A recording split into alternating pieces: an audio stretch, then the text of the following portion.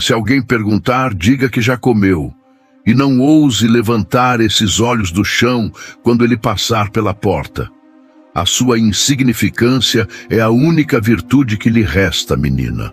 Entendeu bem? A voz de Dona Ofélia não precisava gritar para cortar a alma.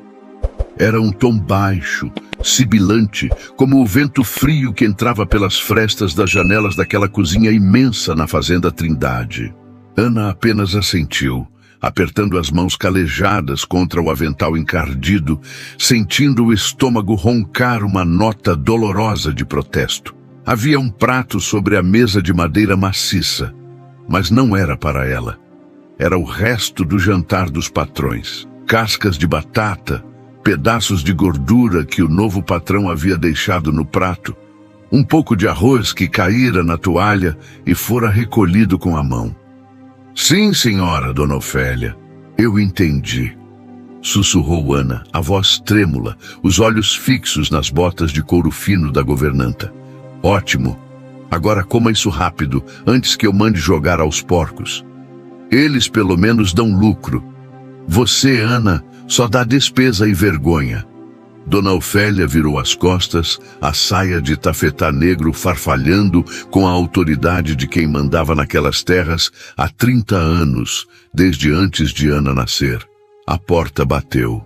O silêncio voltou a reinar na cozinha, quebrado apenas pelo estalar da lenha no fogão e pelo som da chuva fina que começava a cair lá fora, abençoando a terra, mas esfriando os ossos de quem não tinha o calor de um abraço. Ana olhou para o prato. A fome não tem orgulho, minha gente. A fome é uma criatura antiga e cruel que mora dentro da gente e não aceita não como resposta. Com as mãos trêmulas, ela pegou aquele resto de comida. Não havia talheres para ela. Ana levou um pedaço de batata fria à boca, fechando os olhos para não ver a própria humilhação. Ela engoliu o choro junto com o alimento seco. Foi nesse exato momento, quando a dignidade parecia ter fugido para longe daquela fazenda, que a porta dos fundos se abriu. Não foi a porta por onde Ofélia saíra, mas a porta que dava para o jardim de inverno. O som de botas pesadas, mas de passo firme, ecoou no ladrilho hidráulico. Ana congelou. O pedaço de pão amanhecido parou no meio do caminho até sua boca. Ela ergueu os olhos, contrariando a ordem, e o viu. Carlos, o herdeiro. O homem que havia passado 10 anos na capital estudando leis e que voltara para assumir o império da fazenda Trindade após a morte do pai. Ele estava ali, parado, com a camisa de linho branco levemente úmida pela chuva, os cabelos negros desalinhados e um olhar que Ana nunca tinha visto em ninguém daquela classe. Um olhar de choque misturado com uma tristeza profunda. Ele olhou para Ana, olhou para o prato de sobras reviradas, olhou para as mãos dela, sujas de fuligem do fogão, segurando a comida como se fosse um tesouro roubado. O que é isso? A voz de Carlos era grave, preenchendo o ambiente, mas não havia raiva nela. Havia incredulidade. Ana largou a comida no prato como se tivesse queimado os dedos. Ela se encolheu, tentando ficar menor do que já era, tentando desaparecer nas sombras projetadas pelo lampião a querosene. Perdão, Sr. Carlos, perdão. Eu estava com fome. A Dona Ofélia disse que eu podia. Eu não queria sujar a vista do senhor. Carlos deu 2 passos à frente. A luz do lampião iluminou seu rosto. Ele não parecia um patrão prestes a punir um servo. Ele parecia um homem vendo um crime contra a humanidade acontecer dentro de sua própria casa. Você está comendo... O que sobrou do meu prato? Ele perguntou, cada palavra saindo lenta, dolorosa. É comida boa, senhor. Eu agradeço. Deus abençoe a fartura da fazenda Trindade. Ana respondeu rápido, o medo fazendo seu coração bater na garganta. Carlos fechou os olhos por um segundo e respirou fundo. Quando os abriu, brilhavam. Não de lágrimas, mas de uma determinação feroz. Ele caminhou até a mesa, puxou uma cadeira, a cadeira que Dona Ofélia usava para vigiar as cozinheiras, e se sentou de frente para Ana.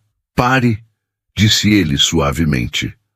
Não coma mais isso, nunca mais. Mas, senhor, Qual é o seu nome?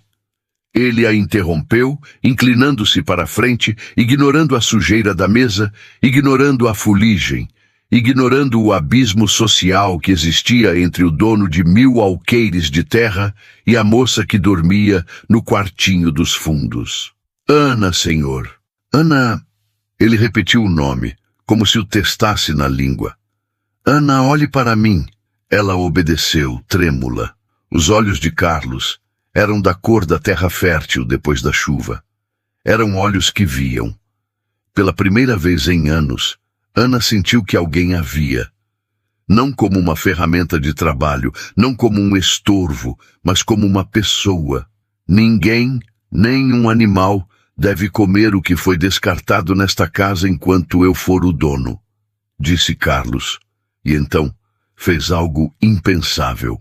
Ele estendeu a mão e tocou levemente o braço de Ana.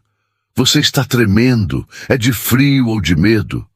De tudo um pouco, senhor, ela confessou, uma lágrima solitária escapando e traçando um caminho limpo em seu rosto sujo.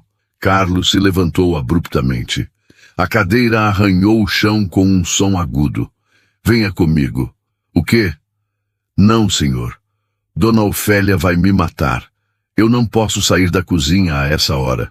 Eu sou o dono da fazenda Trindade, Ana. E eu estou dizendo, venha comigo, agora. O coração de Ana disparou. O que ele faria? A levaria para a sala, a expulsaria. Mas havia algo na voz dele. Não era uma ordem de patrão. Era um pedido de socorro de uma alma que acabara de acordar para a realidade. E foi ali, naquele instante suspenso entre o medo e a esperança, que o destino de Ana e Carlos foi selado. Não com um beijo, não com uma promessa de amor eterno, mas com um prato de comida negado e uma mão estendida. Minha gente, o coração chega a errar as batidas, não é? Imaginem só o desespero dessa moça, a Ana, tendo que comer migalhas, e a surpresa desse rapaz, o Carlos, descobrindo a crueldade debaixo do próprio teto. Quantas vezes a gente não julga quem tem muito, achando que não tem coração, e quantas vezes a gente não sofre calado, achando que ninguém vê nossa dor. Mas Deus vê, e às vezes Ele usa os caminhos mais tortuosos para cruzar duas vidas. Se você já sentiu na pele o frio da injustiça, ou se acredita que o mundo dá voltas e que a humilhação de hoje pode ser a honra de amanhã, eu te peço agora, com todo carinho, se inscreva aqui no nosso canal Contos do Coração. Deixe o seu gostei nesse vídeo, porque isso ajuda essa história a chegar em mais corações que precisam de esperança. E me conta aqui nos comentários de qual lugar desse nosso Brasil imenso você está acompanhando a história da Ana e do Carlos. Quero mandar um abraço para você. Vamos ver o que o Carlos vai fazer agora, porque eu sinto que a Dona Ofélia não vai gostar nada disso.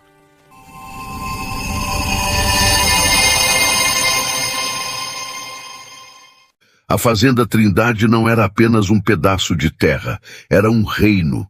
Situada no coração do interior, onde as colinas se desdobravam em ondas verdes até perder de vista, a propriedade era famosa por seu café, o Ouro Negro, que sustentava gerações da família de Carlos.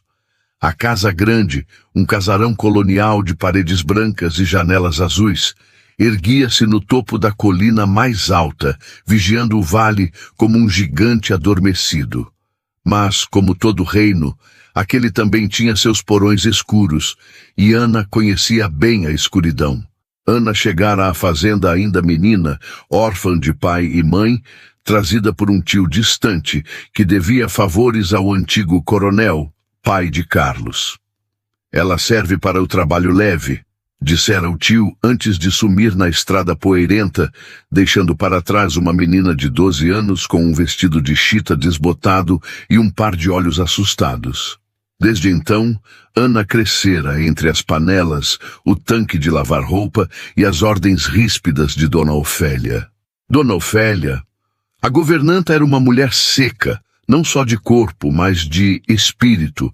Viúva cedo, sem filhos, ela transferira toda a sua amargura para a administração da casa.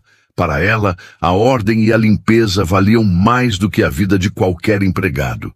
E Ana, com sua juventude silenciosa e uma beleza que começava a despontar apesar da sujeira e dos trapos, era o alvo favorito de seu desprezo. Ofélia via em Ana algo que ela mesma perdera: a possibilidade de ser amada, a suavidade, a luz. E nada incomoda mais a escuridão do que uma fresta de luz. Carlos, por outro lado, era um mistério para Ana. Ele partira para a cidade grande quando ela ainda era uma criança. As notícias que chegavam eram de um jovem estudioso, sério, que preferia os livros às festas. Quando o velho coronel faleceu, há 3 meses, Carlos voltou. Mas voltou diferente do que todos esperavam. Não era arrogante, não gritava, não andava a cavalo chicoteando o ar. Ele era silencioso. Passava horas na biblioteca ou caminhando pelos cafezais, com aquele olhar distante de quem carrega um peso invisível. Diziam na cozinha que ele perdera uma noiva na capital, vítima de uma febre repentina. Diziam que ele voltara com o coração trancado. Mas Ana nunca ousara olhar para ele diretamente, até aquela noite.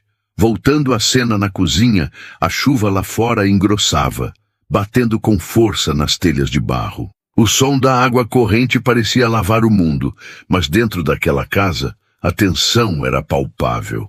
Carlos caminhava na frente, seus passos ecoando no corredor longo que ligava a área de serviço à sala de jantar principal. Ana o seguia, encolhida, tentando pisar leve para não sujar o tapete persa que cobria o assoalho encerado. Ela sentia vergonha de suas roupas, de seu cheiro de fumaça, de suas mãos ásperas.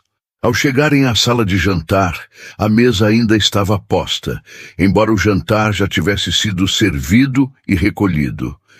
O lustre de cristal pendia do teto alto, suas velas projetando sombras dançantes nas paredes decoradas com quadros de ancestrais severos. "Sente-se", disse Carlos, apontando para uma das cadeiras de espaldar alto, estofada em veludo vermelho. "Senhor Carlos, por favor." Ana suplicou, as mãos juntas em prece. Se a Dona Ofélia me vir sentada na cadeira do patrão..." "A Dona Ofélia trabalha para mim, Ana, e esta casa é minha. Sente-se." Ana sentou-se na ponta da cadeira, pronta para pular e correr a qualquer momento. O veludo era macio, quente. Ela nunca tinha sentido algo tão nobre em sua pele.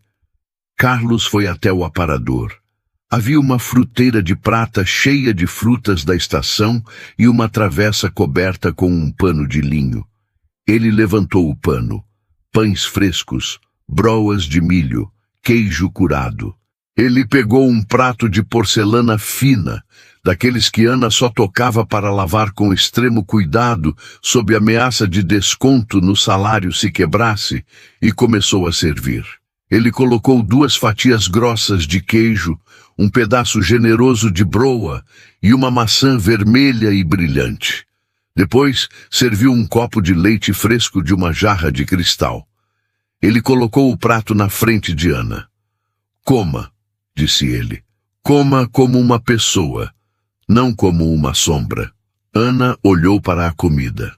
O cheiro do queijo e da broa invadiu suas narinas, fazendo sua boca salivar de uma forma dolorosa. Ela olhou para Carlos. Ele estava encostado no aparador, braços cruzados, observando-a. Não havia pena no olhar dele. Havia justiça. "Por que o senhor está fazendo isso?" ela perguntou, a voz saindo num fio. Carlos suspirou. passando a mão pelos cabelos negros. Porque eu passei os últimos 10 anos estudando sobre leis, sobre direitos, sobre como o mundo deveria ser justo. E chego na minha própria casa e encontro isso. Ele apontou para a cozinha de onde tinham vindo. Encontro a barbárie debaixo do meu teto. Eu perdi a fome, Ana. Perdi a fome de comida, de vida, de tudo, desde que voltei. Mas ver você comer aquelas sobras, isso me deu uma fome diferente, fome de fazer o que é certo. Ana não entendeu tudo o que ele disse, mas entendeu o sentimento. Com as mãos trêmulas, ela pegou a broa.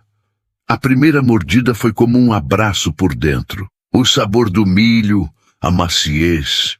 Ela fechou os olhos e, sem conseguir controlar, começou a chorar. Ela comia e chorava. Lágrimas grossas caíam sobre o prato de porcelana, misturando-se ao queijo. Carlos não se moveu. Ele apenas assistiu, sentindo um nó na garganta que ele não sentia há muito tempo.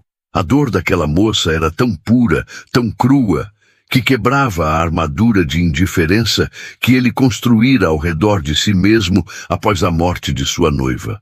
Quando Ana terminou, ela limpou o rosto com a manga do vestido, envergonhada. Obrigada, senhor. Deus lhe pague em dobro. Eu nunca comi nada tão bom. Amanhã, disse Carlos, a voz firme, você não vai mais trabalhar na cozinha. Ana arregalou os olhos, o pânico voltando. O senhor vai me mandar embora? Pelo amor de Deus, senhor Carlos, eu não tenho para onde ir. O mundo lá fora é perigoso para uma moça sozinha. Eu faço qualquer coisa. Eu limpo o chiqueiro. Calma, Ana. Carlos se aproximou e, num gesto impensado, segurou as mãos dela que gesticulavam freneticamente. As mãos dele eram quentes e macias, as dela frias e calejadas. O contraste era chocante. Eu não vou te mandar embora. Eu disse que você não vai mais trabalhar na cozinha. Você vai trabalhar aqui na casa, ajudando na biblioteca, cuidando das flores, servindo à mesa. Mas a dona Ofélia, ela diz que eu sou desajeitada, que eu não sirvo para ficar perto das visitas. A dona Ofélia vai ter que aprender que quem decide quem serve ou não nesta casa sou eu. Nesse momento, passos rápidos e duros foram ouvidos no corredor. A porta da sala de jantar se abriu com um estrondo. Dona Ofélia estava lá. Ela usava um robe de seda escura sobre a camisola e seus cabelos grisalhos estavam presos numa trança severa. Seu rosto estava pálido de fúria contida. Ela olhou para a cena. O patrão, o herdeiro da fazenda Trindade, segurando as mãos da criada suja, sentada à mesa principal, com um prato de porcelana fina à sua frente. O silêncio que se seguiu foi pesado, carregado de eletricidade. Senhor Carlos, disse Ofélia, a voz tremendo de indignação. Posso saber o que significa este espetáculo? Essa criatura sentada à mesa de sua falecida mãe? Ana tentou puxar as mãos, mas Carlos as segurou firme. Ele se virou lentamente para a governanta, sem soltar Ana. Significa, Ofélia, que as regras da Fazenda Trindade mudaram. A partir de hoje, Ana não come mais restos. E a partir de amanhã, ela deixa a cozinha e passa a ser minha auxiliar pessoal na organização da casa. Ofélia deu um passo para trás, como se tivesse levado um tapa. Seus olhos pequenos e escuros fuzilaram Ana com um ódio tão intenso que a moça sentiu um calafrio na espinha. O senhor não sabe o que está fazendo, sibilou Ofélia. Essa menina é amaldiçoada. Ela traz azar. O tio dela a deixou aqui porque não a aguentava. Ela tem sangue ruim, senhor Carlos. Misturar-se com essa gente, isso vai manchar o nome da família. O que mancha o nome da minha família, Ofélia, é a crueldade, retrucou Carlos, soltando as mãos de Ana e ficando de pé, impondo toda a sua altura. E eu não vou tolerar mais crueldade aqui. Prepare um quarto para ela. Um quarto de hóspedes. Um quarto de hóspedes? Ofélia quase gritou. Para a lavadora de pratos? Para a Ana. E se a senhora não estiver satisfeita com as minhas ordens, Ofélia, a estrada é a mesma que a trouxe aqui há 30 anos. Ofélia apertou os lábios até ficarem brancos. Ela sabia quando tinha perdido uma batalha, mas a guerra estava longe de acabar. Ela olhou para Ana uma última vez, um olhar que prometia vingança silenciosa, lenta e dolorosa. Como o senhor desejar, disse ela, com uma reverência zombeteira. Mas não diga que eu não avisei. Quando a desgraça bater à porta, lembre-se desta noite. Ofélia girou nos calcanhares e saiu, deixando um rastro de perfume antigo e rancor no ar. Ana estava paralisada. Um quarto de hóspedes? Auxiliar pessoal. Aquilo parecia um sonho, mas o medo de Ofélia era um pesadelo bem real. Senhor, ela vai me odiar para sempre, sussurrou Ana. Deixe que ela odeie, disse Carlos, olhando para a porta por onde a governanta saíra. O ódio dela não pode te tocar enquanto eu estiver aqui. Agora vá. Vá para o seu quartinho hoje. Pegue suas coisas. Amanhã é um novo dia. Ana se levantou, as pernas bambas. Ela fez uma reverência desajeitada. Obrigada, Sr. Carlos. Obrigada. Ela correu para a cozinha, o coração batendo descompassado. Enquanto atravessava o corredor escuro, ela não conseguia parar de pensar nos olhos de Carlos. Pela primeira vez em sua vida, Ana sentiu que não estava sozinha no mundo, mas também sentiu o peso da ameaça de Dona Ofélia. Sangue ruim, ela dissera. Ana não sabia o que aquilo significava, mas sabia que a governanta faria de tudo para provar que estava certa. Naquela noite, deitada em seu catre duro no quartinho dos fundos, ouvindo a chuva, Ana não dormiu. Ela tocou a mão que Carlos havia segurado. Ainda parecia quente. Enquanto isso, no andar de cima, Carlos observava a chuva da janela de seu quarto. Ele acendeu um charuto, algo que raramente fazia. A imagem de Ana comendo as sobras não saía de sua cabeça. Havia uma dignidade ferida nela, que o lembrava de sua própria dor. Ele perdera a mulher que amava. Ana perdera tudo, desde o berço. Talvez, pensou ele, soltando a fumaça no ar frio, talvez a gente possa se salvar. Ou talvez Ofélia esteja certa e eu esteja apenas trazendo problemas para dentro de casa. Ele não sabia. Mas no quarto da governanta, à luz de uma vela, quase no fim, Dona Ofélia escrevia uma carta. Não era uma carta misteriosa para fora, mas anotações em seu diário de despesas, onde ela controlava tudo. Mas na última página, ela escreveu apenas uma frase, com a letra tremida de raiva. A erva daninha deve ser cortada pela raiz antes que sufoque a flor. Ana não ficará aqui até a próxima lua cheia. O dia seguinte amanheceu com um sol pálido, tentando romper as nuvens cinzentas. A fazenda Trindade acordava com o canto dos galos e o mugido do gado no pasto. O cheiro de café recém-coado invadia a casa grande, mas dessa vez Ana não estava na beira do fogão coando-o. Ela estava parada no meio do saguão, segurando sua trouxa de roupas, 2 vestidos velhos e um pente quebrado, esperando. As outras empregadas passavam por ela, cochichando, olhando de esguelha. A notícia correra rápido. A boia fria da cozinha ia virar dama de companhia. A inveja tem sono leve e acorda cedo. Carlos desceu as escadas, vestido para a lida no campo, com botas de montaria e chapéu na mão. Ele parou ao ver Ana. Ela havia tentado arrumar o cabelo, prendendo os fios rebeldes com grampos enferrujados, e lavar o rosto com sabão de cinzas até a pele ficar vermelha. "Bom dia, Ana", disse ele, a voz ecoando no saguão. "Bom dia, Sr. Carlos. Venha. Vou lhe mostrar onde você vai ficar. E depois, quero que me acompanhe até a cidade. Precisamos comprar roupas decentes para você." Um murmúrio percorreu o corredor onde as criadas espiavam. Roupas novas? compradas pelo patrão? Ana sentiu o rosto queimar. Senhor, não precisa, eu posso remendar. Ana, ele a cortou, mas com um sorriso leve no canto dos lábios. Você agora representa a casa principal da Fazenda Trindade, e eu não quero remendos na minha vida. Chega de remendos. Vamos começar do zero. Ele estendeu o braço para que ela o segurasse como uma dama.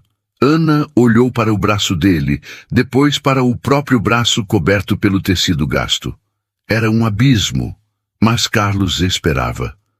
Com o coração na boca, ela tocou levemente o braço dele. No alto da escada, escondida nas sombras do mezanino, Dona Ofélia observava. Seus olhos eram fendas de gelo. Ela viu o toque, viu o sorriso tímido de Ana. E viu a proteção no gesto de Carlos. Aproveite enquanto dura, menina, sussurrou Ofélia para as sombras. Porque o tombo de quem sobe alto é sempre maior. E eu vou garantir que você se quebre em 1000 pedaços. O que Ana e Carlos não sabiam era que a Fazenda Trindade guardava segredos nas paredes e que Dona Ofélia conhecia cada um deles.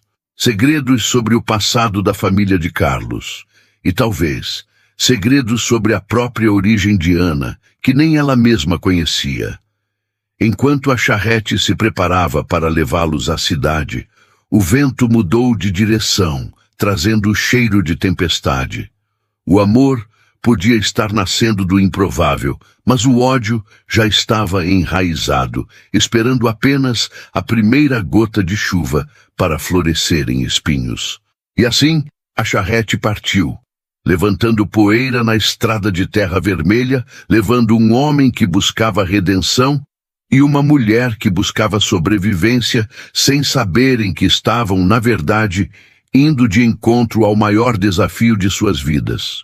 A estrada de terra que ligava a Fazenda Trindade à vila mais próxima era ladeada por ipês, que naquela época do ano explodiam em um amarelo vibrante, cobrindo o chão como um tapete dourado tecido pelos anjos. Mas Ana não via a beleza da paisagem. Sentada no banco da charrete ao lado de Carlos, ela mantinha as mãos apertadas no colo, os nós dos dedos brancos de tanta tensão. O balanço do veículo fazia seu ombro roçar levemente no braço dele de vez em quando, e a cada toque ela sentia um choque elétrico percorrer sua espinha, uma mistura de pavor e um fascínio proibido. Carlos, por sua vez, mantinha os olhos fixos no horizonte, guiando o cavalo com mãos firmes e experientes. O silêncio entre eles não era vazio, era cheio de palavras não ditas, de perguntas que pairavam no ar poeirento. Você nunca veio à vila, Ana? Perguntou ele sem desviar o olhar da estrada, sua voz grave quebrando o transe da moça. Ana sobressaltou-se. Só quando cheguei, senhor, com meu tio. Mas eu era pequena e estava chorando muito. Não vi nada. Depois disso, Dona Ofélia dizia que lugar de criada era dentro dos muros, que a rua era perdição. Carlos trincou o maxilar. A cada nova revelação sobre a vida de Ana, a imagem de Ofélia se tornava mais monstruosa em sua mente. Como alguém podia prender um pássaro e convencê-lo de que o céu era perigoso? A rua não é perdição, Ana. A rua é o mundo. E o mundo pertence a todos, não só a quem tem sobrenome. Eles chegaram à vila pouco antes do meio-dia. Era um lugarejo simples, com casas caiadas de branco e uma igreja matriz imponente no centro da praça. O movimento parou quando a charrete dos Trindade estacionou em frente ao armazém de secos e molhados do Sr. Tobias. Homens tiraram os chapéus, mulheres cochicharam atrás de leques improvisados. Ver o jovem Carlos Trindade já era um evento. Vê-lo acompanhado de uma moça com roupas de criada no banco da frente e não na caçamba de carga era um escândalo silencioso. Carlos desceu e, ignorando os olhares, deu a volta e estendeu a mão para Ana. Venha. Ana hesitou. O chão de paralelepípedos parecia queimar. Ela sentia os olhares das pessoas como agulhas em sua pele. Eles sabem, pensou ela. Sabem que eu não sou ninguém. Sabem que estou suja. Mas a mão de Carlos continuava ali, firme, esperando. Ela segurou. Ao descer, tropeçou levemente na barra da saia gasta e Carlos a amparou pela cintura por um breve segundo. Foi o suficiente para o burburinho na praça aumentar.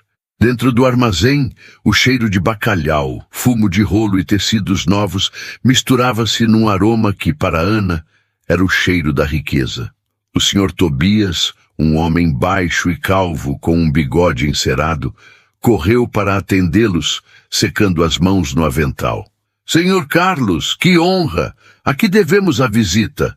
O senhor precisa de ferramentas? Sementes? Preciso de vestidos, Tobias, para a senhorita Ana. O comerciante olhou para Ana de cima a baixo, com um esgar de desprezo que não conseguiu disfarçar a tempo. Para! Ela? Tobias soltou uma risada nervosa. Senhor Carlos, com todo respeito, temos tecidos de algodão cru nos fundos, ótimos para uniformes de criadagem, baratinho e dura que é uma beleza. O ar no armazém esfriou. Carlos deu um passo à frente, aproximando-se do balcão. Sua voz baixou um tom, tornando-se perigosamente calma. Eu não pedi uniforme, Tobias. Eu pedi vestidos. E não quero o que está nos fundos. Quero ver o que o senhor tem de melhor. Tecidos leves, cores claras e sapatos. Ela precisa de sapatos que não machuquem os pés. O Sr. Tobias engoliu em seco, percebendo o erro. O dinheiro dos Trindade sustentava metade daquele comércio. Claro, perdão, senhor. Por aqui, por favor. A hora seguinte foi um borrão para Ana. Ela foi levada para um canto da loja onde os tecidos finos ficavam expostos. Carlos não entendia de moda feminina, mas entendia de dignidade. Ele apontou para um tecido azul claro, da cor do céu de manhã, e outro de um tom creme suave, com pequenas flores bordadas. Esse azul, disse ele, combina com... Ele parou, olhando para Ana, que estava encolhida num canto. Combina com a liberdade. Quando Ana saiu do provador improvisado, vestindo o vestido azul, o armazém silenciou. O corte era simples, mas o tecido caía suavemente sobre seu corpo magro, realçando uma elegância natural que os trapos escondiam. O azul iluminava sua pele morena e fazia seus olhos castanhos parecerem mel líquido. Ela caminhou até o grande espelho oval no centro da loja. Pela primeira vez em 20 anos, Ana viu a si mesma, não a criada, não a órfã, não a boia fria. Viu uma mulher. Ela levou as mãos ao rosto, tocando as próprias bochechas, incrédula. Sou eu? Sussurrou ela, a voz embargada. Senhor Carlos, sou eu mesmo? Carlos observava de longe, encostado em uma pilha de sacas de café. O coração dele, que ele jurava estar morto e enterrado junto com sua esposa, deu um solavanco estranho, doloroso e vivo. Ela era linda, não uma beleza de salão, artificial e empoada, mas uma beleza agreste, resistente, como uma flor que nasce na fenda da rocha. É você, Ana, respondeu ele, suavemente. É quem você sempre foi, só que agora o mundo pode ver. Ana começou a chorar, não de tristeza, mas de um alívio tão profundo que doía. Era o choro de quem tira uma armadura pesada depois de uma vida inteira carregando-a. A volta para a fazenda Trindade foi diferente. O sol já se punha, tingindo o céu de roxo e laranja. Ana, agora vestida de azul e calçando sapatilhas novas, sentia-se outra pessoa. Mas à medida que os portões da fazenda se aproximavam, o medo antigo voltava a rastejar em seu estômago. Dona Ofélia estaria esperando. E estava. Quando a charrete parou em frente à casa grande, a governanta estava na varanda, parada como uma estátua de sal.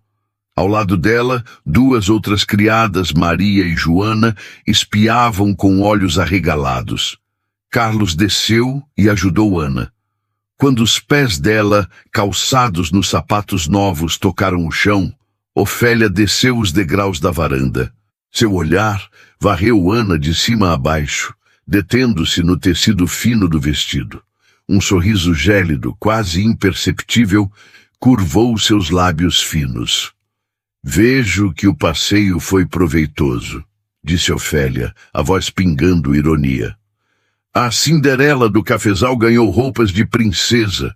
Mas cuidado, Sr. Carlos, roupa nova não muda a alma de quem a veste. O que nasce torto, morre torto». «Guarde seus provérbios venenosos para si, Ofélia», retrucou Carlos, passando por ela e guiando Ana para dentro. «Ana, vá para o seu novo quarto. Descanse. Amanhã começaremos a organizar a biblioteca».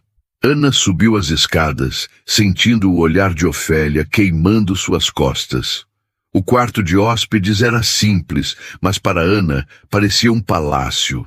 Tinha uma cama com lençóis brancos e cheirosos, uma janela que dava para o jardim e, o mais importante, uma porta que ela podia fechar. Naquela noite, Ana não jantou na cozinha. Carlos ordenou que uma bandeja fosse levada ao quarto dela. Foi a primeira vez que Ana comeu sozinha, em paz, sem ter que engolir a comida com pressa. Mas a paz na fazenda Trindade era um tecido fino, prestes a rasgar. No dia seguinte, a rotina da casa mudou. Ana, em vez de esfregar o chão, estava na biblioteca, um cômodo imenso com cheiro de papel antigo e madeira. Carlos estava lá, sentado à escrivaninha, revisando livros de contabilidade. Eu não sei ler muito bem, senhor», confessou Ana, parada diante de uma estante imensa. «Ela sei juntar as letras que o padre me ensinou quando eu era menina». Carlos levantou os olhos dos papéis. «Não tem problema, você vai aprender. Mas, por enquanto, preciso que você tire o pó desses livros e os organize por tamanho e cor. Minha cabeça está uma bagunça, Ana. Preciso que pelo menos o ambiente ao meu redor esteja em ordem». Eles passaram a manhã assim, trabalhando em silêncio, um silêncio companheiro. De vez em quando, Carlos parava e a observava. Havia uma leveza nos movimentos dela que ele não tinha notado antes. E Ana, por sua vez, observava o patrão. Via as rugas de preocupação na testa dele, a sombra de tristeza que nunca saía de seus olhos. «O senhor sente muita falta dela, não sente?» A pergunta escapou da boca de Ana antes que ela pudesse conter. Carlos paralisou. O ar na biblioteca ficou pesado. De quem? Da sua esposa. Dizem na cozinha que o senhor a amava mais que tudo. Carlos fechou o livro de contabilidade com força. Ele se levantou e caminhou até a janela, ficando de costas para Ana. Amava. Ela era tudo o que eu tinha de bom. Quando ela morreu, levou minha fé junto. Eu olhava para Deus e só via um tirano que me tirou a única alegria. Ele se virou, os olhos marejados. Por isso eu deixei essa casa cair aos pedaços, Ana. Por isso eu deixei a Ofélia tomar conta de tudo. Eu não me importava, até ver você comendo aquelas sobras. Ana sentiu um aperto no peito. A dor dele era palpável, física. A minha dor me cegou, continuou ele. Mas a sua dor abriu meus olhos. É estranho, não é? Minha avó dizia que Deus escreve certo por linhas tortas, Senhor. Talvez a gente precise se quebrar para poder ser remontado de um jeito melhor. Carlos sorriu, um sorriso triste, mas genuíno. Você é sábia, Ana. Para quem diz que não sabe ler, você lê a alma das pessoas melhor do que qualquer doutor. O momento foi interrompido por uma batida seca na porta. Dona Ofélia entrou, trazendo uma bandeja com café. Seu rosto era uma máscara de eficiência, mas seus olhos brilhavam com uma malícia contida. «Com licença, Sr. Carlos, o café. E... Ah, senhor, Eu precisava lhe perguntar. O senhor viu o rosário de madrepérola da sua falecida mãe? Aquele com a cruz de ouro? Carlos franziu a testa. O rosário da mamãe? Ele fica na caixinha de veludo, no meu quarto, sobre a cômoda. Ninguém mexe lá. Pois é, Ofélia suspirou teatralmente. Eu fui limpar o quarto do senhor hoje de manhã, como sempre faço, e a caixinha estava aberta e vazia. O sangue de Carlos gelou. Aquele rosário era a única lembrança física que ele tinha da mãe, uma relíquia de família inestimável. Como assim vazia? Ninguém entra no meu quarto além de você, Ofélia. Exatamente, senhor. Ninguém entrava. Até ontem. Ofélia virou o rosto lentamente e cravou os olhos em Ana. Ontem, enquanto o senhor estava no banho, eu vi a Ana saindo do corredor dos quartos principais. Ela disse que estava perdida, procurando o quarto de hóspedes. Ana sentiu o chão sumir sob seus pés. Mentira! Gritou Ana, o pavor tomando conta de sua voz. Eu nunca entrei no quarto do senhor. Eu fui direto para o meu quarto como o senhor mandou. Calma! Carlos levantou a mão. Ofélia, isso é uma acusação muito grave. Você está dizendo que a Ana roubou o rosário da minha mãe? Eu não estou dizendo nada, senhor. Estou dizendo que o rosário sumiu no mesmo dia em que uma estranha, acostumada à miséria, ganhou acesso à casa grande. A tentação é o diabo no ouvido do pobre, senhor Carlos. Ouro é ouro. Carlos olhou para Ana. Ela estava pálida, tremendo, com os olhos arregalados de terror. Não pode ser, pensou ele. Ela não faria isso. Mas a semente da dúvida, plantada com maestria por Ofélia, começou a germinar. Ele conhecia a miséria humana. Sabia que a fome e o desespero faziam pessoas boas cometerem atos impensados. Ana, Carlos começou, a voz vacilante. Você viu esse rosário? Não, senhor. Eu juro pela alma da minha mãe, eu nunca vi. Eu nem sei o que é madrepérola. Então não haverá problema se revistarmos o quarto dela, não é? Sugeriu Ofélia, com um sorriso vitorioso nos lábios. Se ela é inocente, nada será encontrado e eu pedirei perdão de joelhos. Ana olhou para Carlos, suplicando com o olhar que ele a protegesse, que ele acreditasse nela sem precisar daquela humilhação. Mas Carlos era um homem da lei, um homem de provas, e o medo de ter perdido a lembrança da mãe falava mais alto naquele momento. Vamos revistar o quarto, decidiu Carlos, a voz dura. O cortejo fúnebre seguiu até o quarto de hóspedes. Ana ia atrás, chorando silenciosamente. Ofélia ia na frente, marchando como um general. Ao entrarem no quarto, tudo parecia em ordem. O vestido novo estava dobrado sobre a cadeira, a cama feita. Ofélia foi direto para a pequena cômoda ao lado da cama. Abriu a primeira gaveta. Nada. Abriu a segunda. Nada. Então ela se abaixou e olhou debaixo do colchão. O que é isto aqui? Disse Ofélia, puxando algo que estava mal escondido entre o estrado e o colchão de palha. Ela ergueu a mão. Pendurado em seus dedos, brilhando à luz do sol que entrava pela janela, estava o rosário de madrepérola com a cruz de ouro. O mundo de Ana parou. O som sumiu. Ela só via o brilho do ouro e o rosto de Carlos se transformando. Carlos olhou para o objeto, depois para Ana. A expressão dele não era de raiva. Era pior. Era de decepção. Uma decepção profunda, devastadora, de quem abriu a porta de casa e do coração para ser traído. Ana, ele sussurrou, a voz quebrada. Por quê? Eu te dei tudo. Te dei comida, te dei roupas, te dei dignidade. Por que você roubou a única coisa que eu não podia perder? Eu não roubei! Ana gritou, caindo de joelhos.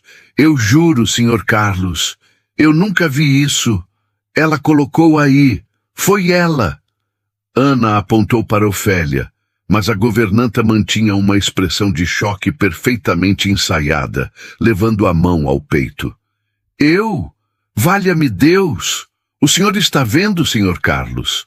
Além de ladra, é mentirosa e caluniadora. É isso que dá colocar gente dessa laia dentro de casa. Carlos pegou o rosário da mão de Ofélia. Ele o apertou contra o peito, fechando os olhos. A dor da traição misturava-se com a confusão. Ana parecia tão sincera em seu desespero, mas a prova estava ali. Saia, disse Carlos, sem olhar para Ana. Senhor, por favor, saia! O grito de Carlos fez as vidraças tremerem. Saia do meu quarto, saia da minha vista. Volte para a cozinha, volte para o chiqueiro, volte para onde quiser, mas saia da minha frente antes que eu perca a cabeça. Ofélia sorriu. Um sorriso que não chegou aos olhos, mas que iluminou sua alma negra. Ela venceu. Ana levantou-se, as lágrimas cegando sua visão. Ela não pegou suas roupas novas. Não pegou nada. Saiu correndo do quarto, desceu as escadas tropeçando, atravessou a cozinha sob os olhares curiosos das outras criadas e correu para a chuva que começava a cair novamente lá fora. Ela correu até o antigo celeiro abandonado, longe da casa grande, e se jogou no feno, soluçando até não ter mais ar. O sonho tinha acabado. A Cinderela tinha virado abóbora antes mesmo da meia-noite.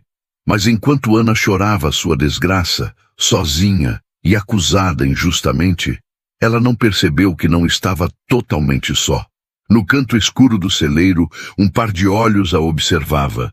Não eram olhos humanos, eram olhos atentos, curiosos, que testemunharam sua chegada.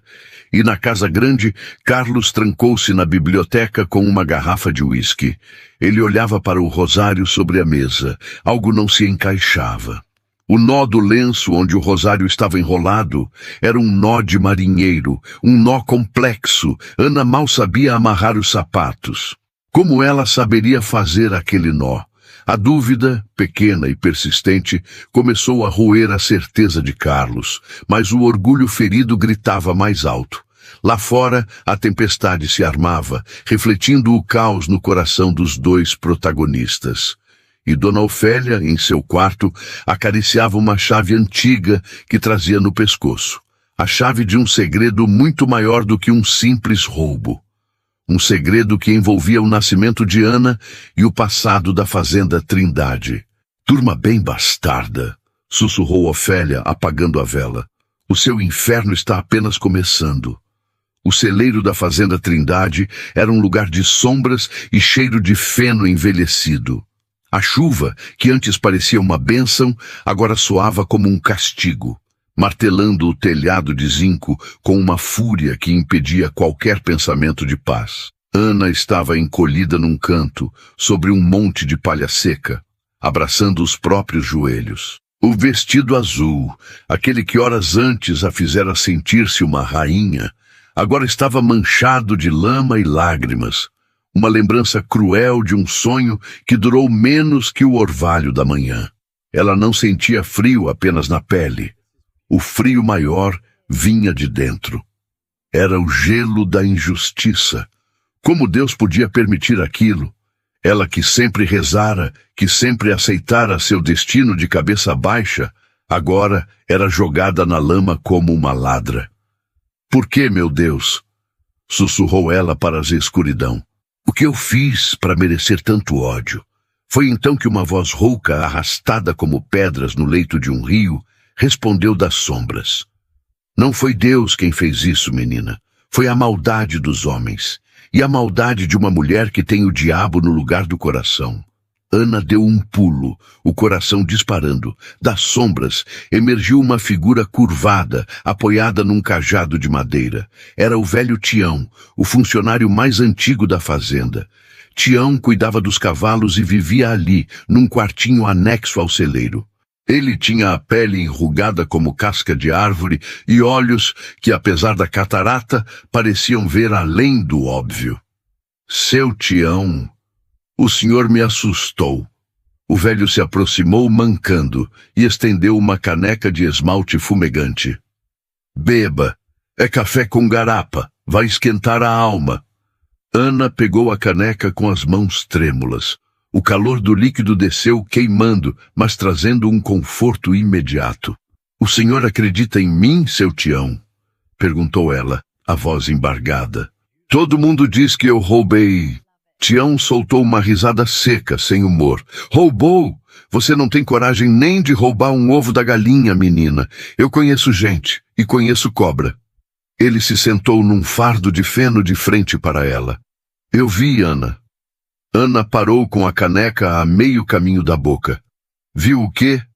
"Vi a Dona Ofélia entrando no seu quarto hoje de manhã, logo depois que você saiu para a biblioteca com o patrãozinho. Ela olhava para os lados, igual gambá quando vai entrar no galinheiro. Ela levava algo na mão, enrolado num lenço. Os olhos de Ana se encheram de lágrimas novamente, mas dessa vez de alívio. Alguém sabia. Ela não estava louca. "O senhor viu? Então o senhor pode contar para o seu Carlos. Ele vai acreditar no senhor, ele respeita o senhor." Tião baixou a cabeça, o peso dos anos curvando ainda mais seus ombros. "O patrãozinho está cego, menina. Cego pela dor da mãe, cego pela lábia daquela bruxa. Se eu falar, ela me expulsa. E eu sou velho, Ana. Não tenho para onde ir. Morro se sair daqui." O silêncio caiu pesado entre eles. Ana entendeu. A coragem é um luxo que nem todos podem pagar. Ela não podia exigir que aquele velho arriscasse seu teto por ela. "Eu entendo, seu Tião. Obrigada pelo café. Mas escute", disse o velho, levantando um dedo nodoso. "A mentira tem perna curta, mas o passo é rápido. A verdade é manca, mas sempre chega. O patrãozinho não é bobo. Ele tem o sangue do pai, mas tem o coração da mãe. Dê tempo ao tempo. E não saia daqui. Se você fugir, vai parecer culpa. Fique, aguente. A tempestade sempre passa." Enquanto isso, na casa grande, a tempestade parecia ter se instalado dentro da biblioteca. Carlos estava sentado na poltrona de couro, o rosário de madrepérola sobre a mesa, ao lado da garrafa de uísque que ele mal tocara. Seus olhos estavam fixos no lenço onde o rosário fora encontrado. O nó. Aquele maldito nó. Carlos pegou o lenço e o desfez. Depois tentou refazê-lo. Seus dedos, acostumados a canetas e livros, atrapalhavam-se. Aquele não era um nó comum. Era um nó de pescador, um nó que apertava quanto mais se puxava. "Ana mal sabe amarrar o avental", pensou ele. "Como ela faria um nó desses?" A dúvida era uma semente que Ofélia não conseguira arrancar. Carlos levantou-se, inquieto. Ele precisava de respostas. Saiu da biblioteca e subiu as escadas, indo em direção ao quarto de Ofélia. Ele não bateria. Ele era o dono daquela casa. Ao girar a maçaneta, encontrou a porta trancada. "Ofélia!" chamou ele. "Já vai, senhor Carlos." A voz dela veio abafada, seguida de barulhos de gavetas sendo fechadas às pressas. Quando a governanta abriu a porta, estava com o robe de seda e um sorriso nervoso. "O senhor precisa de algo? Um chá para acalmar os nervos? Foi um dia difícil descobrir que a gente cria cobras. Onde você aprendeu a dar nós, Ofélia?" Carlos perguntou de supetão, entrando no quarto sem pedir licença. Ofélia piscou confusa. "Nós? Que pergunta é essa, senhor? Eu sou governanta, sei dar nós em lençóis, em cortinas." "Não, falo de nós de marinheiro, nós de pescador." Aquele nó no lenço que estava com o rosário. A máscara de Ofélia vacilou por 1/1000 de segundo. Seus olhos desviaram para um retrato antigo sobre a cômoda, a foto de um homem com uniforme da marinha mercante. Seu falecido marido. Meu marido me ensinou, o senhor sabe, há muitos anos. Mas o que isso tem a ver? A menina deve ter aprendido com algum vagabundo na estrada antes de vir para cá. Gente dessa laia aprende todo tipo de artimanha. A explicação era plausível, mas o instinto de Carlos gritava que não. Ele olhou ao redor do quarto. Estava impecável, como tudo o que Ofélia tocava. Mas havia algo, um cheiro de papel queimado. Ele olhou para a lareira apagada, mas viu cinzas recentes. O que você estava queimando, Ofélia? Papéis velhos, senhor, contas antigas. Limpeza, o senhor sabe que eu gosto de tudo em ordem. Carlos a encarou.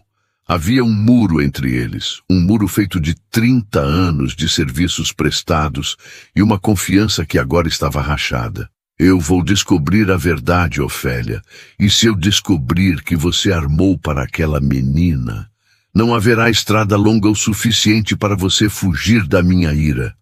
Ofélia ergueu o queixo, recuperando a arrogância. O senhor está cansado. O luto e a bebida estão lhe turvando o juízo. Vá dormir, senhor Carlos. Amanhã, quando a ladra tiver ido embora, a paz voltará a reinar nesta casa. Carlos saiu batendo a porta. Ele não conseguia dormir. A imagem de Ana de joelhos, jurando inocência, queimava em sua mente mais do que o uísque. A noite avançou e a chuva se transformou em tempestade. Raios cortavam o céu, iluminando os pastos como se fosse dia claro por breves segundos. O vento uivava, sacudindo as janelas da casa grande. No celeiro, Ana não dormia. O barulho era ensurdecedor. De repente, entre um trovão e outro, ela ouviu algo. Não era o vento, era um relincho, um grito de animal em pânico. Ela se levantou e correu até a porta do celeiro. O velho Tião já estava lá, tentando vestir uma capa de chuva rasgada. — O que foi, seu Tião? — O riacho transbordou. A cerca do piquete dos potros cedeu. Tem animal na água. Sem pensar duas vezes, sem lembrar que estava descalça, sem lembrar que fora expulsa, Ana correu para a chuva. — Menina, volta! É perigoso! Gritou Tião, mas Ana já era um vulto azul na escuridão.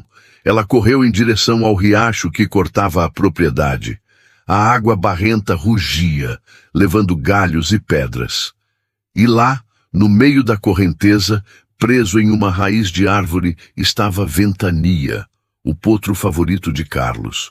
Um animal negro e arisco que ele estava treinando pessoalmente. O potro relinchava, os olhos brancos de terror, a água subindo até o pescoço. Ana não parou. A lama sugava seus pés, os espinhos rasgavam seu vestido novo, mas ela entrou na água gelada. A correnteza bateu em seu peito, quase a derrubando. — Calma, Ventania! Calma! Gritava ela, lutando contra a força da água.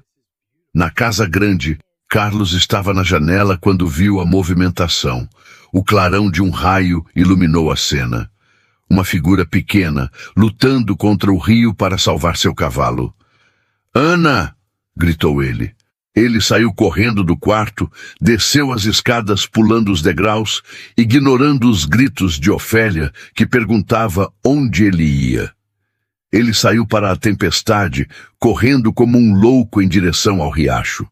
Quando chegou à margem, Ana já estava abraçada ao pescoço do potro, tentando soltar a pata do animal que estava presa na raiz. A água subia rápido. — Ana, solte ele! Você vai se afogar! Gritou Carlos entrando na água. — Não, eu não vou deixar ele morrer. Ele é importante para o Senhor! Ana respondeu, cuspindo água barrenta. Com um esforço sobre-humano, movida por uma força que só o amor e o desespero dão, Ana mergulhou. Ela ficou submersa por segundos que pareceram horas. Carlos avançava, a água na cintura, o coração na boca. De repente, o potro deu um solavanco e se soltou. Ana emergiu, tossindo, agarrada à crina do animal. Ventania, sentindo-se livre, nadou para a margem, arrastando Ana com ele. Eles chegaram à terra firme e desabaram na lama. O potro correu para o pasto alto a salvo. Ana ficou caída, respirando com dificuldade, o vestido azul agora marrom e pesado colado ao corpo. Carlos se jogou ao lado dela, levantando sua cabeça. Ana, Ana, fale comigo. Você está louca, podia ter morrido. Ana abriu os olhos. Estavam vermelhos, inchados, mas brilhavam com uma dignidade feroz. Eu não sou ladra, Sr. Carlos. Eu posso ser pobre, posso ser ninguém, mas eu dou a minha vida pelo que é certo. Eu salvei o que é seu. Eu nunca roubaria o senhor. As palavras dela bateram em Carlos com mais força que a tempestade. Ele olhou para aquela mulher, encharcada, tremendo de frio, que acabara de arriscar a vida por um animal dele, mesmo depois de ter sido humilhada e expulsa. A verdade não precisava de nós de marinheiro ou de testemunhas. A verdade estava ali, na lama, nos olhos dela. Carlos a puxou para seus braços, abraçando-a com força, tentando passar seu calor para ela. Eu sei, Ana. Me perdoe. Meu Deus, me perdoe. Eu fui um tolo. Ele a pegou no colo. Ana era leve, frágil, mas ao mesmo tempo a criatura mais forte que ele já conhecera. Vamos para casa, disse ele. Eu não posso... A Dona Ofélia não manda mais nada. Eu mando, e eu estou levando você para casa. Carlos caminhou de volta para a casa grande, carregando Ana nos braços, a chuva lavando a lama de seus corpos, mas não a vergonha que ele sentia de si mesmo. Quando entraram na cozinha, molhando todo o chão, as criadas gritaram de susto. Dona Ofélia apareceu no topo da escada de serviço, segurando um candelabro. Ao ver Carlos com Ana nos braços, seu rosto se contorceu numa máscara de ódio puro. O que significa isso? Gritou Ofélia. O senhor traz essa ratazana molhada de volta para dentro, depois de ela ter roubado a memória da sua mãe? Carlos parou. Ele olhou para cima, para a mulher que o criara, e viu pela primeira vez a verdadeira face dela. Cale a boca, Ofélia. Prepare água quente e roupas secas. Agora. Eu não vou servir essa ladra. Ofélia desceu um degrau, desafiadora. Se o senhor insistir nessa loucura, eu vou embora. E levo comigo o que sei. Carlos estreitou os olhos. E o que você sabe? Ofélia sorriu, um sorriso cruel e vitorioso. O senhor acha que ela apareceu aqui por acaso? Acha que o tio dela a deixou aqui por caridade? Ofélia desceu mais um degrau, a voz baixando para um sussurro venenoso que ecoou na cozinha silenciosa. Pergunte a ela, Sr. Carlos. Pergunte a ela o nome da mãe dela. Ou melhor, pergunte por que ela tem a mesma marca de nascença no ombro que o seu pai tinha. O silêncio que se seguiu foi absoluto. Nem a chuva lá fora parecia ousar fazer barulho. Ana, nos braços de Carlos, estremeceu. Eu não sei do que ela está falando, senhor. Eu não tenho marca nenhuma. Só uma manchinha de café com leite. Carlos olhou para Ana. O vestido rasgado no ombro revelava a pele. E lá, pequena e discreta, estava uma mancha marrom clara, em formato irregular. A mesma marca que seu pai, o coronel Trindade, tinha. A mesma marca que Carlos não herdara, mas que conhecia bem. Carlos sentiu as pernas fraquejarem. Ele olhou para Ofélia, que mantinha o sorriso triunfante. O que você está dizendo, Ofélia? A voz de Carlos era um fio. Estou dizendo, Sr. Carlos, que você está segurando nos braços a prova viva da traição do seu pai. Essa menina não é uma criada qualquer. Ela é sua irmã. A bastarda que o seu pai tentou esconder do mundo e que agora voltou para roubar o que é seu por direito. O mundo girou ao redor de Carlos. Irmã? Aquela moça por quem ele começava a sentir algo que ia muito além da gratidão, algo que fazia seu sangue ferver, era sua irmã? Ana olhou para Carlos, os olhos arregalados de pavor. Não, não pode ser. Senhor, eu não sabia. Ofélia soltou uma gargalhada seca. O sangue não nega, Sr. Carlos. Agora escolha. Ou você a expulsa de vez e enterra esse segredo na lama de onde ela veio, ou você a aceita e mancha a memória da sua mãe para sempre com a prova da infidelidade do seu pai. Carlos olhou para Ana, olhou para a Marca, olhou para Ofélia. Ele estava num precipício. De um lado, o amor nascente e a justiça. Do outro, a honra da família e a memória da mãe que ele tanto venerava. E no meio de tudo isso, Ana, tremendo de frio e de medo, percebeu que o buraco onde ela estava era muito mais fundo do que ela imaginava. Ela não era apenas uma criada rejeitada.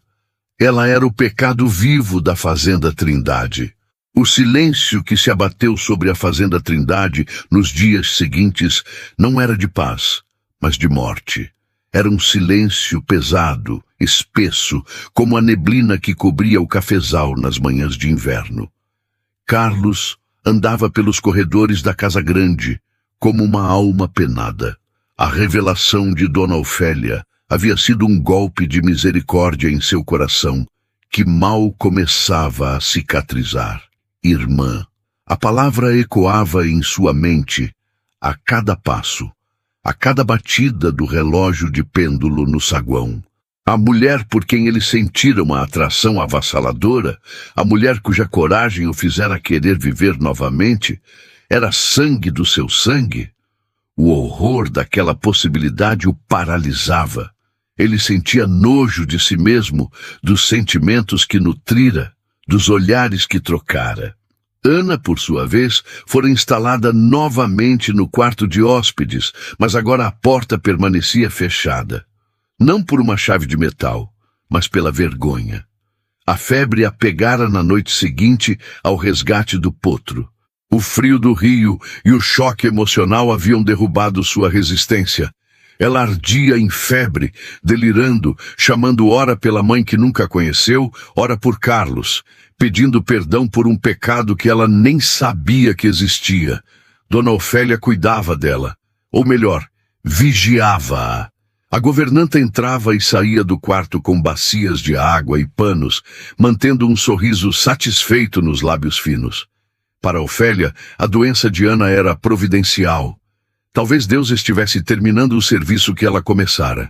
Beba, menina, dizia Ofélia, forçando um chá amargo goela abaixo de Ana. Beba para limpar esse sangue ruim. Carlos evitava o quarto. Ele não suportava olhar para Ana e ver o pecado do pai, e pior, o seu próprio. Ele passava os dias trancado no escritório do falecido coronel, revirando papéis, buscando qualquer coisa que confirmasse ou desmentisse a história de Ofélia. Mas os registros eram vagos. O pai fora um homem reservado. Na terceira noite, a febre de Ana piorou. Os gemidos dela atravessavam as paredes e chegavam aos ouvidos de Carlos como facas. Ele não aguentou. A humanidade nele falou mais alto que a vergonha. Ele subiu as escadas e entrou no quarto. O cheiro de cânfora e doença impregnava o ar. Ana estava pálida, suando frio, os cabelos grudados na testa. Ofélia estava sentada numa cadeira de balanço, tricotando, indiferente ao sofrimento. Como ela está? Perguntou Carlos, a voz rouca. Está pagando os pecados, senhor, respondeu Ofélia, sem levantar os olhos das agulhas. A natureza cobra. O sangue fraco não aguenta o tranco. Carlos ignorou a governanta e se aproximou da cama. Ele tocou a testa de Ana. Estava fervendo. Carlos! Sussurrou Ana, num delírio, abrindo os olhos vidrados. Não me deixe ir. Eu não queria ser sua irmã. Eu queria ser sua. A frase morreu num suspiro doloroso. Carlos sentiu o coração se partir em 1000 pedaços. Ele retirou a mão bruscamente, como se tivesse se queimado. Ofélia, chame o médico da vila, agora. O doutor Almeida não vem a essa hora, com essa estrada cheia de lama. E para quê? Para tratar de uma bastarda? Deixe a natureza seguir seu curso, Sr. Carlos. É melhor para todos. Se ela for, o segredo vai com ela. A frieza daquela mulher foi o estopim. Carlos agarrou Ofélia pelo braço, levantando-a da cadeira. Você fala da morte dela como se fosse um alívio. Onde está a sua alma, mulher? Minha alma está limpa, Senhor. Eu protejo o nome dos Trindade há 30 anos. O Senhor é que está cego por essa coisinha suja. Carlos a soltou com nojo. Saia daqui, eu vou cuidar dela. E amanhã, assim que o sol nascer, eu vou até a vila. Não atrás do médico, mas atrás do Padre Bento. Ele batizou todo mundo nesta região. Se o meu pai teve uma filha bastarda, o padre sabe. O medo passou pelos olhos de Ofélia, rápido como um raio, mas Carlos viu. O padre está velho, Gagá. Não lembra nem o nome dos santos, desdenhou ela, tentando recuperar a compostura. Veremos. Saia. Carlos passou a noite velando Ana. Ele trocava as compressas frias, segurava a mão dela quando os pesadelos vinham. Ele rezava. Pela primeira vez em anos, Carlos rezava de verdade. Não pedia milagres, pedia a verdade. Senhor, se for pecado amá-la, arranque esse sentimento de mim. Mas não a deixe morrer. Ao amanhecer, a febre cedeu um pouco. Ana dormia um sono exausto. Carlos montou em seu cavalo e partiu para a vila, deixando o velho peão de guarda na porta do quarto de Ana, com ordens expressas para não deixar Ofélia entrar. A cavalgada até a vila foi frenética. Carlos chegou à igreja matriz coberto de barro. O Padre Bento, um senhor de 80 anos com a pele fina como papel, estava na sacristia, polindo um cálice. Padre! Carlos entrou ofegante. Preciso que o senhor consulte os livros de batismo. Agora. O padre ajeitou os óculos, surpreso. Calma, filho. Que aflição é essa? É sobre a Ana, a moça que vive na minha fazenda. Ofélia diz que ela é filha do meu pai. Diz que ela tem a marca dos Trindade. Eu preciso saber a verdade, padre. Eu estou enlouquecendo. O Padre Bento franziu a testa, parando o movimento da flanela sobre o cálice. A Ana, a menina que o Zé Capataz trouxe? Zé Capataz? Não, o tio dela. Tio coisa nenhuma. Mas o padre suspirou, pousando o cálice. Sente-se, Carlos. Eu sabia que esse dia chegaria. A Ofélia, aquela mulher tem muito veneno guardado. Carlos sentou-se no banco de madeira, sentindo as pernas tremerem. O que o senhor sabe? Eu batizei a Ana. E eu enterrei o pai e a mãe dela no mesmo dia.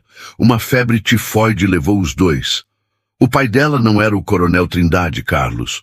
O pai dela era o José, o capataz que salvou a vida do seu pai numa tocaia, lembra? Carlos lembrou. Era uma história que o pai contava sempre.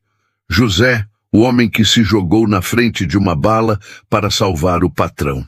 Mas... e a marca? Insistiu Carlos.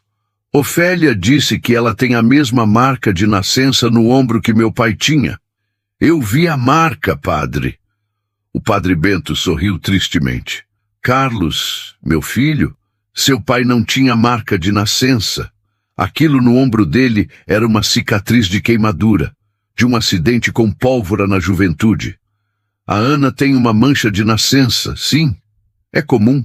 Muita gente tem. Ofélia usou uma coincidência, ou talvez a ignorância da sua memória infantil para criar uma mentira. Carlos sentiu o mundo girar, mas dessa vez para o lado certo. O peso de 1000 toneladas saiu de suas costas. Então, ela não é minha irmã? Não, Carlos. Ela é filha de um herói que morreu por sua família. Seu pai, o coronel, prometeu criar a menina como filha. Ele a amava muito. Dizia que ela era a luz que faltava na casa depois que você foi estudar fora. Mas Ofélia era apaixonada pelo seu pai, Carlos. Uma paixão doentia e silenciosa.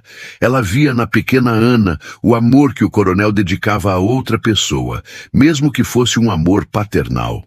Quando o coronel morreu, Ofélia jogou a menina na cozinha e inventou essa história de tio distante para humilhá-la. E agora inventou o parentesco para afastar você. Carlos levantou-se.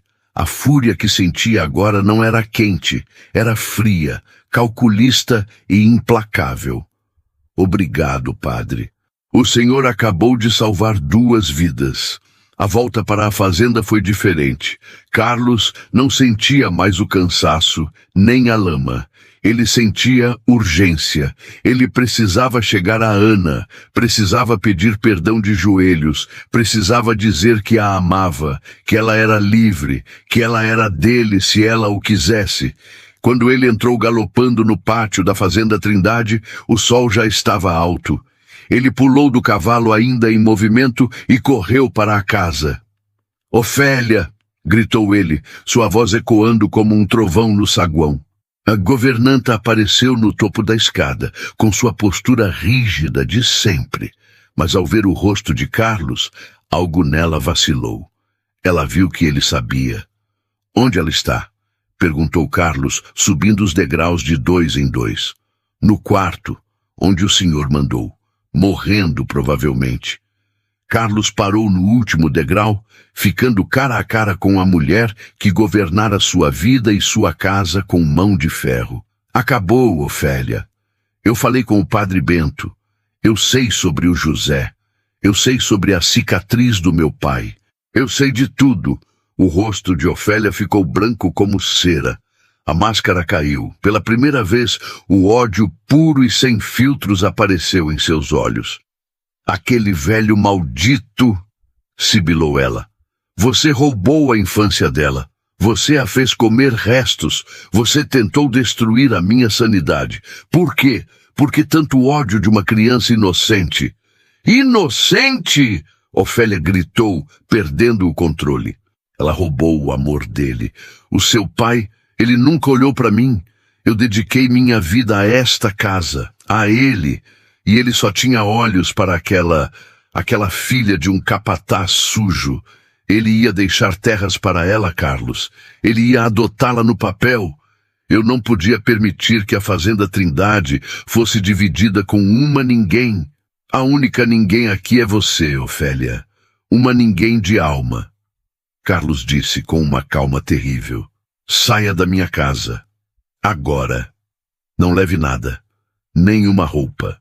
Saia com a roupa do corpo exatamente como você queria que a Ana vivesse. O senhor não pode fazer isso. Eu tenho direitos. Você tem sorte de eu não chamar a polícia por falsidade ideológica e maus tratos. Suma da minha frente antes que eu me esqueça que sou um cavalheiro.» Ofélia olhou ao redor. As outras criadas, que ouviam tudo escondidas, começaram a aparecer. Olhares de desprezo, de alívio, de vingança silenciosa. O império de Ofélia ruíra. Ela desceu as escadas, de cabeça erguida, mas com as mãos trêmulas. Ao passar pela porta principal, o vento bateu forte, como se a própria casa a estivesse cuspindo para fora. Carlos não esperou para vê-la sumir na estrada. Ele correu para o quarto de hóspedes. «Ana!» Ele abriu a porta com estrondo. O quarto estava vazio. A cama estava desfeita. A janela estava aberta. As cortinas balançando com o vento. Sobre o travesseiro, o vestido azul. Aquele que ele comprara, aquele que simbolizava o recomeço, estava dobrado cuidadosamente.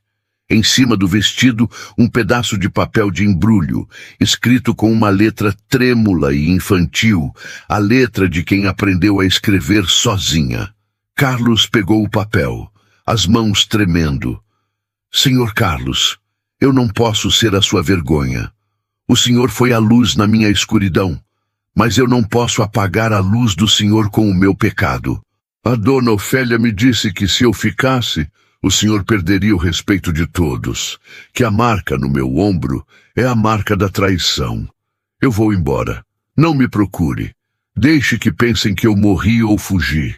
É o meu último presente para o senhor. A sua liberdade. Eu te amo, mais do que a minha própria vida, Ana.» Carlos amassou o papel contra o peito, um grito de desespero preso na garganta. «Não!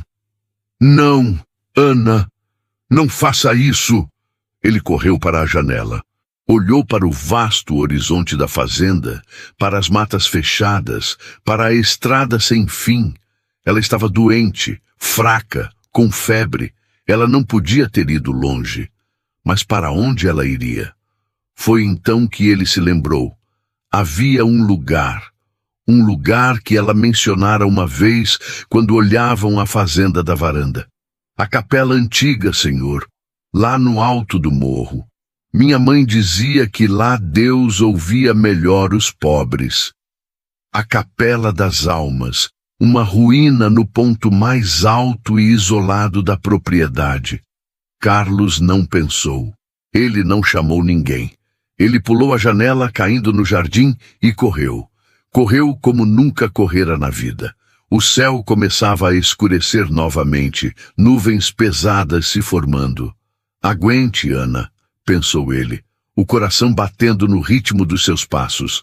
Aguente só mais um pouco. Eu estou indo, e dessa vez nada vai nos separar. Mas enquanto Carlos corria contra o tempo, na velha capela em ruínas, Ana estava ajoelhada diante de um altar quebrado. A febre a fazia tremer violentamente. Ela segurava uma pequena faca de cozinha que levara consigo. Não para ferir ninguém, mas porque Ofélia dissera que a única forma de limpar a honra da família era o sangue ruim deixar de correr. A mente de Ana, turvada pela doença e pelas mentiras de Ofélia, via naquilo um sacrifício de amor. Perdoe-me, Senhor, sussurrou ela, as lágrimas misturando-se ao suor frio. Eu só quero que ele seja feliz. O som de cascos ou passos estava longe. O silêncio da capela era absoluto. Ana fechou os olhos. Será que Carlos chegaria a tempo de impedir que a mentira fizesse sua última e mais terrível vítima? O vento uivava ao redor da Capela das Almas, como se 1000 lamentos antigos tivessem despertado. As paredes de pedra, ruínas de um tempo esquecido, não ofereciam abrigo contra o frio cortante que invadia os ossos. Ana estava caída diante do altar quebrado, a pequena faca de cozinha jogada ao seu lado, intocada. A coragem para o ato final lhe faltara, ou talvez lá no fundo, a centelha da vida ainda lutasse contra a escuridão da mentira. Mas o frio e a febre faziam o trabalho que a lâmina não fizera. Ela sentia o corpo adormecer. As pontas dos dedos estavam roxas. A respiração era um chiado fraco. Em sua mente delirante, ela via a mãe que nunca conheceu, estendendo os braços. Venha, minha filha, venha descansar. O fardo é pesado demais. Eu estou indo, sussurrou Ana, os lábios rachados mal se movendo. Senhor Carlos, seja feliz. Foi nesse instante, no limiar entre o aqui e o além, que um estrondo rompeu o som da tempestade. A porta velha da capela foi escancarada com um chute. Uma silhueta surgiu contra a luz dos relâmpagos. Um homem encharcado, com o peito arfando de exaustão, mas com a postura de um guerreiro que desafia a própria morte. Ana! O grito de Carlos preencheu a capela, mais alto que o trovão. Ele correu até o altar, caindo de joelhos ao lado dela. Quando tocou o rosto de Ana, sentiu o gelo da morte se aproximando. Não, não, não! Carlos a puxou para seus braços, apertando-a contra seu peito molhado, tentando transferir cada gota de seu calor para ela. Acorde, Ana! Pelo amor de Deus, acorde! Ana abriu os olhos com dificuldade. A visão estava turva, mas ela reconheceu o cheiro dele. Cheiro de chuva, de terra e de algo que ela só podia chamar de lar. Senhor, ela murmurou, uma lágrima escorrendo. O senhor não devia estar aqui. O pecado, a marca. Não existe pecado, Ana. Carlos gritou, segurando o rosto dela entre as mãos, forçando-a a olhá-lo. É mentira. Tudo mentira da Ofélia. Você não é minha irmã. A informação demorou a penetrar na mente febril de Ana. O quê? Você não é filha do meu pai, você é filha do José, o capataz que salvou a vida dele. A marca no seu ombro é sua, só sua. Meu pai não tinha marca nenhuma, era uma cicatriz. Ofélia inventou tudo porque tinha inveja, porque meu pai amava você como filha, mas nunca amou ela. Ana piscou, as lágrimas quentes começando a lavar o terror de seus olhos. Eu não sou sangue do seu sangue? Não, você é sangue de herói, Ana. E você é a mulher que eu amo. Você ouviu? Eu te amo. Não como irmão, mas como homem. E eu não vou deixar você morrer por uma mentira. Carlos a ergueu nos braços, ignorando o cansaço, ignorando a dor nos músculos. Ele a carregou para fora da capela, para a tempestade que agora parecia diminuir, como se a verdade tivesse acalmado os céus. Ele a colocou sobre seu cavalo e montou atrás dela, protegendo-a com seu corpo durante todo o caminho de volta. Quando chegaram à casa grande, a cena era outra. Não havia mais o silêncio da morte. As janelas estavam iluminadas. O velho Tião e as outras criadas esperavam na varanda, com cobertores e água quente. Ofélia já não estava lá. Sua sombra havia sido banida para sempre. Carlos entrou com Ana nos braços, e dessa vez ninguém olhou com desprezo. Olharam com esperança. Cuidem dela, ordenou Carlos, sua voz embargada. Cuidem dela como se fosse a rainha desta casa, porque ela é. Os dias que se seguiram foram de uma luta silenciosa. A pneumonia tentou levar Ana, mas o amor é um remédio poderoso. Carlos não saiu do lado dela. Ele lia para ela, segurava sua mão, contava histórias sobre o pai dela, histórias que o Padre Bento lhe contara. Ele devolveu a Ana não apenas a saúde, mas a sua história, a sua identidade. Quando a febre finalmente cedeu, numa manhã de domingo ensolarada, Ana acordou e viu Carlos dormindo na poltrona ao lado da cama, segurando sua mão. Ela apertou os dedos dele levemente. Carlos acordou num sobressalto. Ao ver os olhos de Ana límpidos, sem a névoa da doença, ele sorriu. Um sorriso que iluminou o quarto mais do que o sol lá fora. "Bom dia, minha valente", disse ele. "Bom dia, Carlos", respondeu ela, sem o senhor. A barreira havia caído. "Eu tenho algo para você." Carlos tirou do bolso uma pequena caixa de veludo. Dentro não havia um anel de diamantes, mas algo muito mais valioso. O rosário de madrepérola de sua mãe. "Ofélia tentou usar isso para nos destruir", disse ele, colocando o rosário nas mãos de Ana. "Mas agora eu quero que ele seja o símbolo da nossa união. Minha mãe teria orgulho de ver esse rosário nas mãos da mulher que salvou o filho dela da solidão."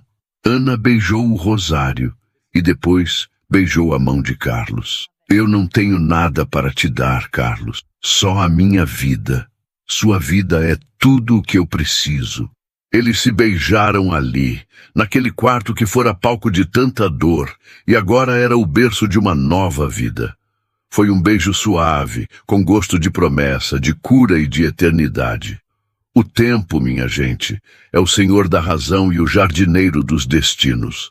5 anos se passaram na Fazenda Trindade, e quem visse aquele lugar hoje não reconheceria a terra triste de outrora. Os cafezais estavam carregados, um mar verde e vermelho que se estendia até o horizonte. O jardim da Casa Grande, antes abandonado, agora era uma explosão de cores, cuidado pessoalmente pela senhora da casa. Ana estava na varanda, observando o pôr do sol. Ela usava um vestido de linho branco, simples, mas elegante. Seus cabelos estavam soltos, balançando com a brisa suave. Ela não tinha mais aquele olhar assustado de bicho acuado. Seus olhos brilhavam com a serenidade de quem sabe quem é e onde pertence. "Ah, mamãe! Mamãe!" Um menino de 4 anos, com cabelos negros como os de Carlos e olhos cor-de-mel como os de Ana, veio correndo pelo gramado, segurando um filhote de cachorro. Cuidado, José, não aperte o bichinho, riu Ana, agachando-se para abraçar o filho. O pequeno José, nomeado em honra ao avô herói que ele não conheceu, era a alegria da casa. Ele tinha a energia do pai e a doçura da mãe. Carlos apareceu logo atrás, vindo do trabalho no campo. Ele não usava mais ternos engomados de advogado da cidade. Usava botas, calça de brim e camisa de algodão. O sol havia dourado sua pele e o trabalho na terra havia fortalecido seu corpo e sua alma. Ele se aproximou e abraçou Ana e o filho, formando um nó que ninguém, nem a maior das tempestades, poderia desatar. O velho Tião disse que a colheita deste ano vai ser a maior da história, disse Carlos, beijando o topo da cabeça de Ana. Deus é bom, respondeu ela. E a Ofélia? Perguntou Carlos, num tom mais baixo, como se o nome fosse uma sombra antiga. Soube alguma coisa? Ana suspirou, olhando para o horizonte. O padre Bento disse que a viu na cidade vizinha. Está vivendo de favor num quartinho nos fundos da igreja. Sozinha, amargurada. Dizem que ela fala sozinha, repetindo que a fazenda é dela. Carlos balançou a cabeça. O castigo dela é a própria companhia. Nós temos algo que ela nunca teve e nunca terá. Paz. Ana se levantou e pegou a mão do marido. Vamos entrar. O jantar está pronto e hoje fiz broa de milho, aquela que você gosta. Carlos sorriu, lembrando-se da primeira noite na cozinha, quando uma broa de milho e um gesto de bondade mudaram o curso de suas vidas. Vamos, eu tenho fome. Fome de vida. Eles entraram na casa iluminada, onde o riso de uma criança e o cheiro de comida quente espantavam qualquer fantasma do passado. A Fazenda Trindade não era mais um império de solidão. Era um lar. E assim, meus amigos, termina a história da Ana e do Carlos. Uma história que começou com sobras e terminou com fartura. Fartura de amor, de verdade e de esperança. E você? Acredita que o amor pode nascer do desespero? Acredita que, por mais escura que seja a noite, a verdade sempre traz o amanhecer? A história da Ana nos ensina que a nossa origem não define o nosso destino. O que define quem somos é a coragem de amar e a força para perdoar. A dona Ofélia achou que podia controlar o destino com mentiras, mas esqueceu que o amor verdadeiro é como a água do rio. Ele sempre encontra um caminho, por mais pedras que existam no leito. Se essa história tocou o seu coração, se você chorou, sorriu e torceu por esse final feliz, eu te peço com todo o carinho. Deixe o seu comentário aqui embaixo. Me conta o que você achou, de onde você é e se você já viveu um recomeço na sua vida. Não se esqueça de se inscrever no canal Contos do Coração e ativar o sininho. Toda semana trazemos histórias que abraçam a alma e aquecem o coração. Compartilhe esse vídeo com quem precisa de uma palavra de fé hoje. Fiquem com Deus e até a próxima história. Porque aqui, no Contos do Coração, o final feliz é apenas o começo de uma nova jornada.